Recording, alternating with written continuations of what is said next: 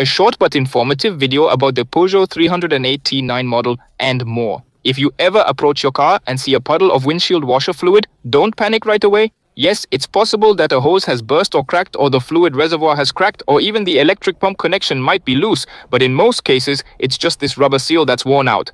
However, if you see a puddle under the tire, it's not necessarily going to be a recurring issue. In my case, for example, this happened only once when the tank was full and the temperature dropped suddenly from +5 degrees C to -12 degrees Celsius overnight.